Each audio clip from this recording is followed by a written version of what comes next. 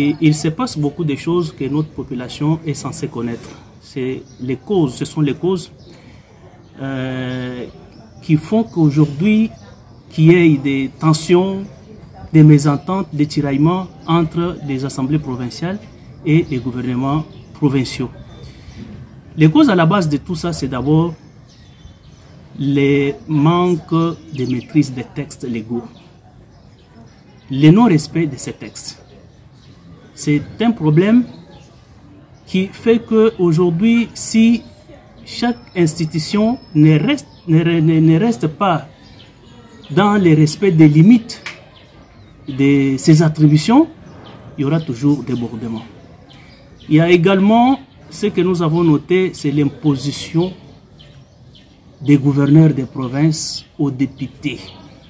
Les gouverneurs qui ne sont pas dans la volonté des députés provinciaux. Imaginez-vous quelqu'un qui est imposé, qui n'a pas la carrure, qui n'a pas la vision, quelqu'un qui n'a pas les capacités de gérer la province.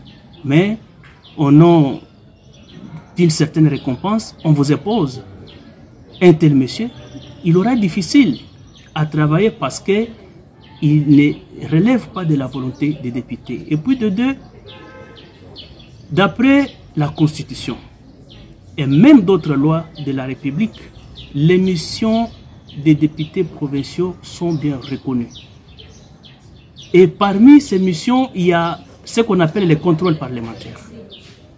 La plupart des cas, les gouverneurs de province n'acceptent pas d'être contrôlés parce qu'ils sont dans la mégestion qui est criante, dans les détournements des deniers publics et même dans les pratiques que je ne peux pas vous dire ici.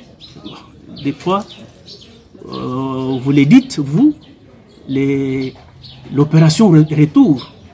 Donc c'est autant de choses qui font que les relations entre les assemblées provinciales et les exécutifs provinciaux se noircissent davantage. Il y a également la mauvaise gouvernance.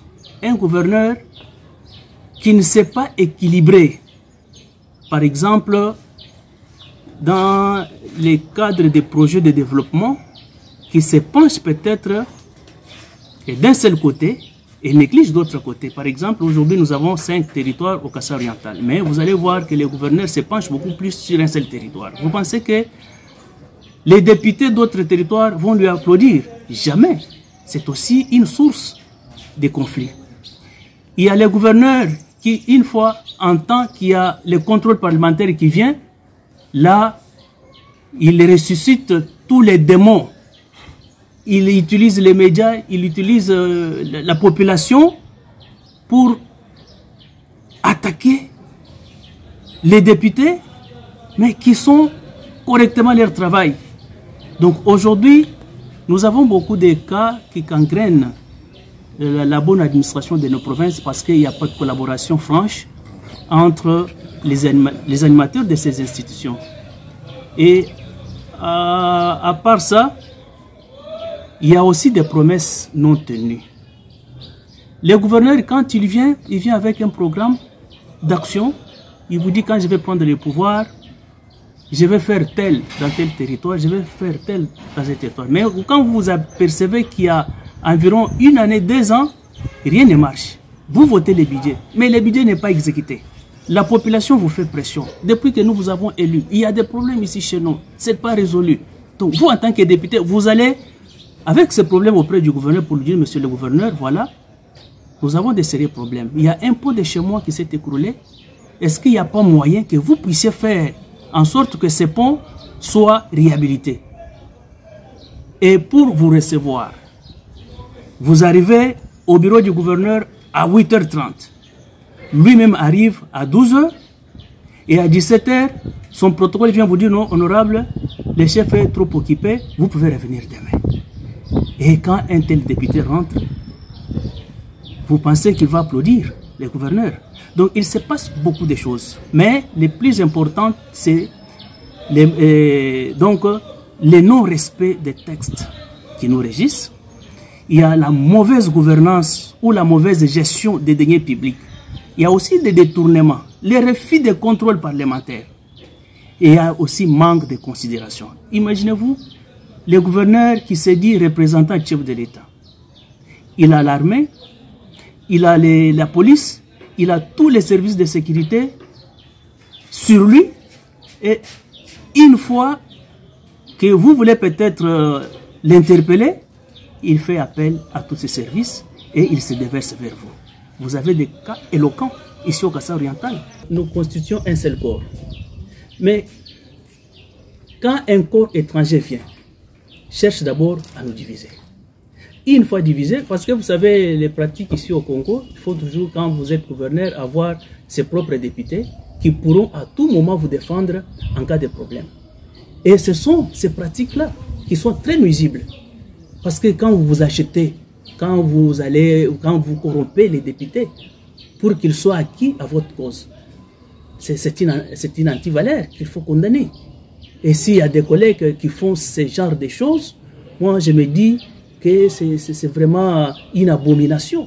Et parce que nous devons privilégier l'intérêt de la population, mais pas l'intérêt d'un individu. Aujourd'hui, un gouverneur qui travaille mal, qui fait autant de mois, autant d'années, sans aucune trace, pas même un robinet, pas même une toilette construite.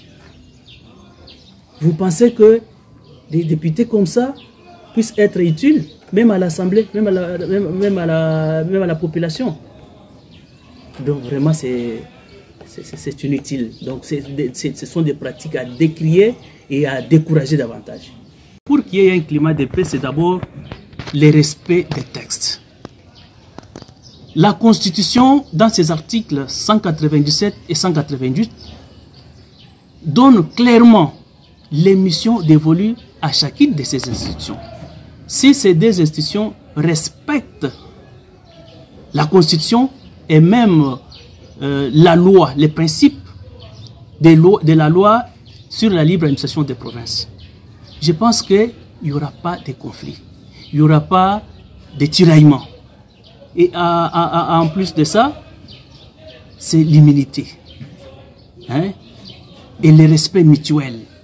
Les deux institutions ou les animateurs des deux institutions doivent se respecter. Devant l'intérêt supérieur, nous devons effacer nos propres intérêts pour privilégier les intérêts supérieurs de la population. Donc voilà au moins ce qui peut être la vraie conclusion de tous ces tiraillements. Donc c'est le respect des textes, c'est le respect mutuel entre les institutions et aussi les recours peut-être à des mécanismes de dialogue. Hein, de dialogue, parce qu'on est humain, ça peut toujours barder à tout moment, mais si on a des mécanismes de dialogue, je pense que ça peut aller et ça va nous éviter les tiraillements inutiles pendant que la population attend l'impact de ces élus à travers leurs actions.